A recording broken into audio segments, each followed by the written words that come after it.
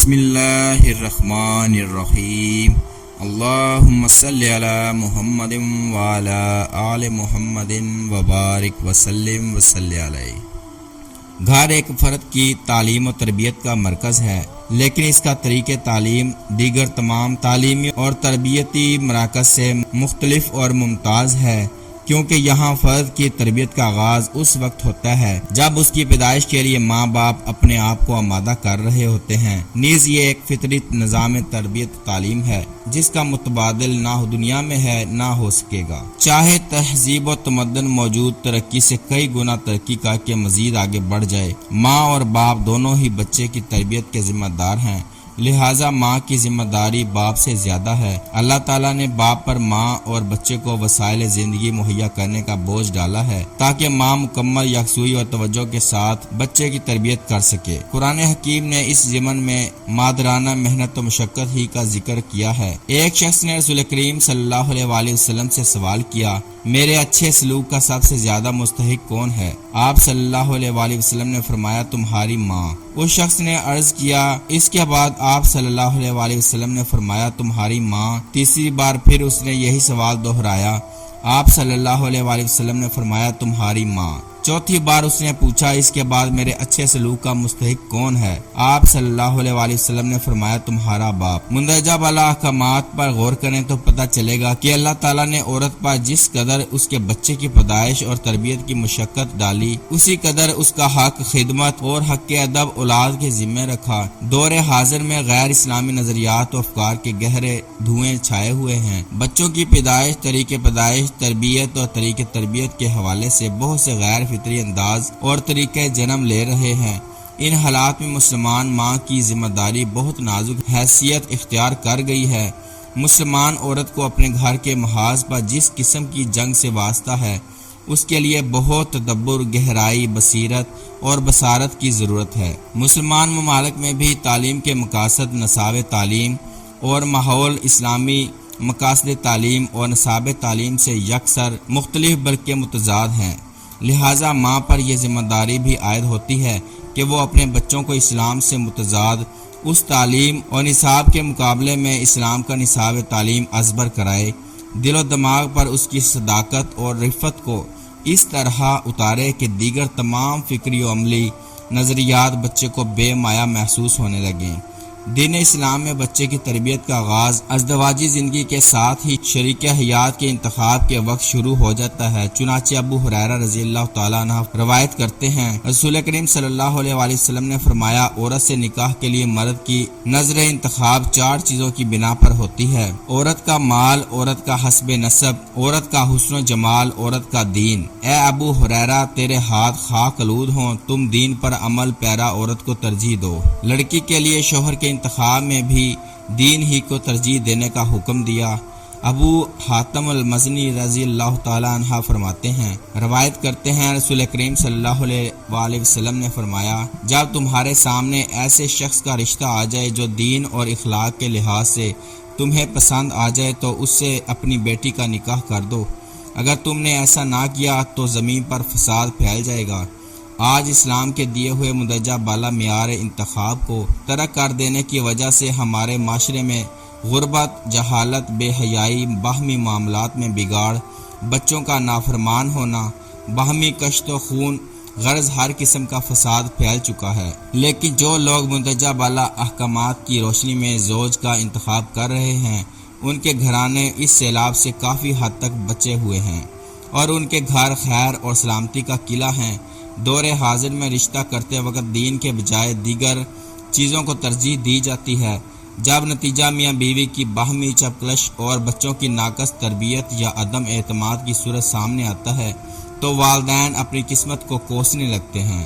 اکثر ایسا ہوتا ہے کہ اگر مرد صاحب دین ہے تو بیوی دین سے باغی، اور اگر بیوی صاحب دین ہے تو مرد دین سے بیزار۔ نہ مرد بیوی کے لیے اپنا ایمان داؤ پر لگا سکتا ہے، نہ بیوی مرد کی خوشی کے لیے دین پسندی چھوڑ سکتی ہے۔ ایک سچے مسلمان کے بارے میں بھلا یہ کیسے تصور کیا جا سکتا ہے کہ وہ اپنی سب سے قیمتی متاع ایمان کو ایک فانی شخص کی چاہت کے لیے قربان کر دے؟ رشتہ قائم رہے یا ٹوٹے پرواہ نہیں، لیکن دین و ایمان سلامت رہنا چاہیے۔ یہی راہ فلاح ہے۔ والدین اولاد سے بے پناہ محبت اور اس کے خیر خواہ ہونے کے باوجود نہ معلوم کیوں انہیں بے دین شخص کے پلے باندھ کر اسے نہ صرف بے بس کر دیتے ہیں بلکہ اس کا سکون اور چین بھی چھین لیتے ہیں۔ جس سچے نظریے اور دین کو انہوں نے جان جوکھوں سے اپنے بچے یا بچی کے دل میں پیدا کیا ہے، یا اللہ تعالیٰ نے خود اپنے فضل سے ان کے دل میں دین کو پوست کر دیا ہے، اسے ایسی مستقل رفاقت کے حوالے کر دیتے ہیں جو اس سے الٹ سمت چل رہی ہے۔ یوں زوج باہم شریک زندگی تو بن جاتے ہیں، رفیق سفر نہیں بنتے۔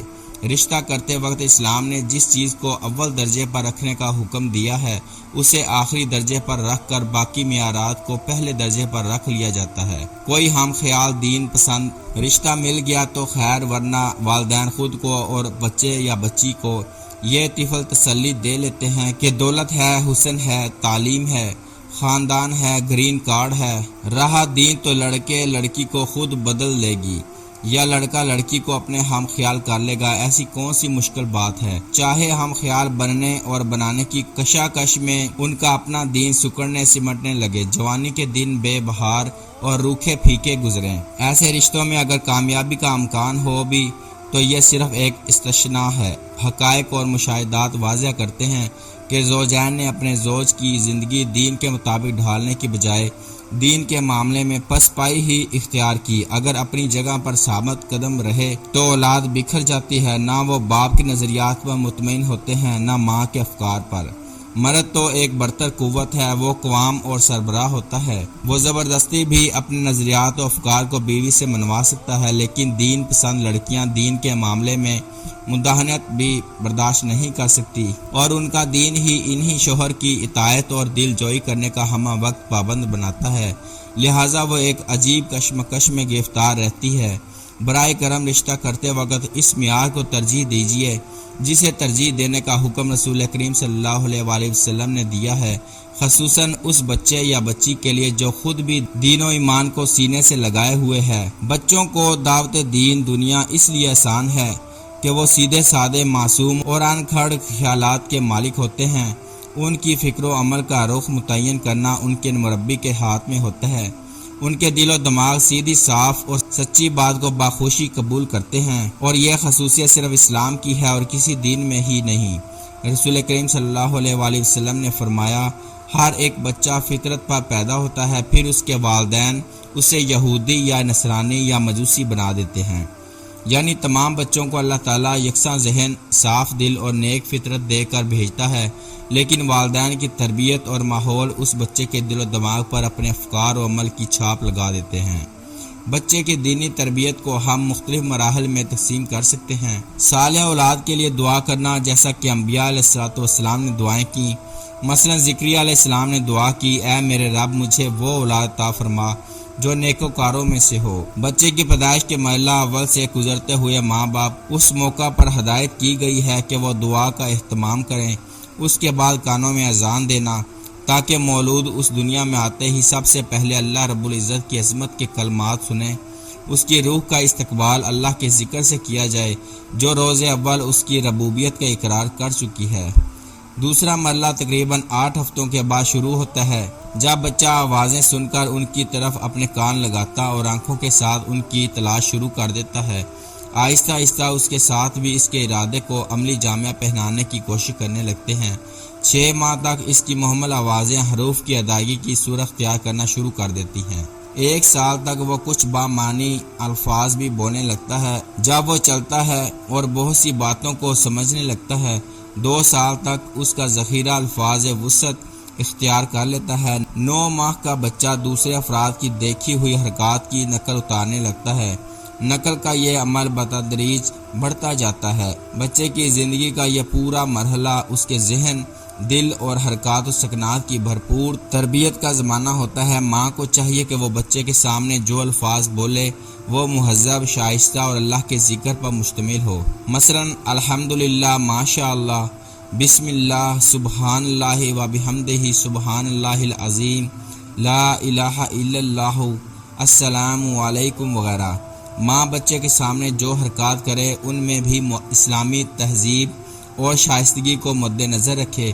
مثلا نہ خود بچے کے سامنے کپڑے تبدیل کرے، نہ بچے کے دوسروں کے سامنے کپڑے تبدیل کروائے، بچے کے سامنے نماز ادا کرے، سلام میں پہل کرے، قرآن حکیم کی تلاوت بچے کے سامنے کرے وغیرہ۔ چونکہ بچہ ابتدائی زندگی میں صرف نقال ہوتا ہے، ابھی اس میں یہ سمجھ بوجھ نہیں ہوتی کہ غلط کیا ہے اور صحیح کیا ہے۔